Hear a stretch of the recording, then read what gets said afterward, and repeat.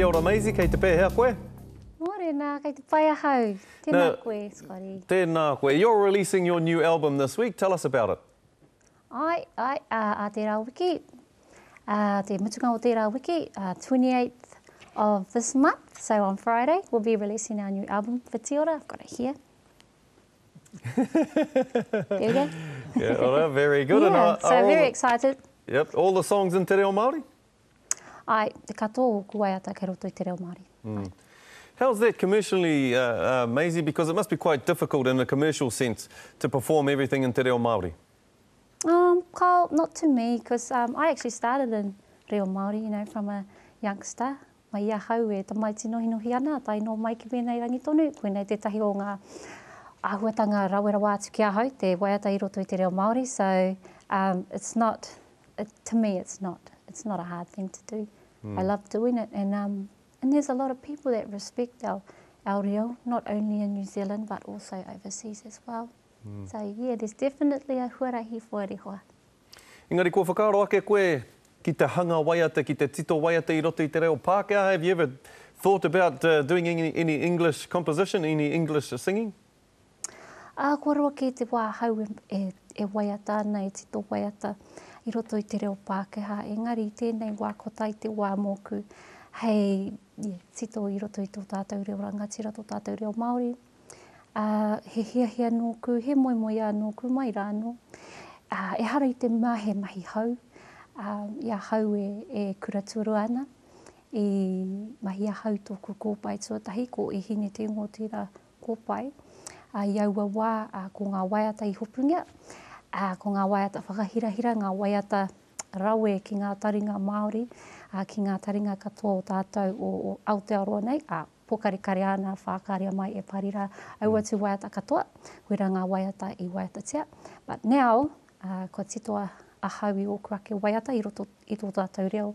Ko mahi tahi a hau me e tahi o ku matua. I rui te korewha tētahi, ko te kahautu Maxwell tētahi, ko tētahi o ku hoa roi a Apirahama, I mahi tahi māua I roto I ngā wharehere I tē rātou. So it's definitely a new huarahi, writing waiata I roto I te reo Māori, but I've always wanted to do it, so I'm really excited to share it with everyone.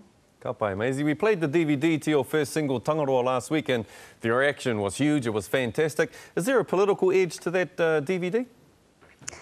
I think when you're singing about the whenua and te mana tangata whenua, te mana whenua, I think there's always going to be a political edge to it. But it just happened. It just happened that this waiata was the one that was chosen to do the video for. I've always had a strong connection with our moana, being brought up around the moana, so I really wanted to do this waiata and have this waiata as the video. Me and my uncle Eruiti and my brother wrote this song, so we're just happy to share it. You know, to show people what our whenua and our waters look like and how we have to protect them.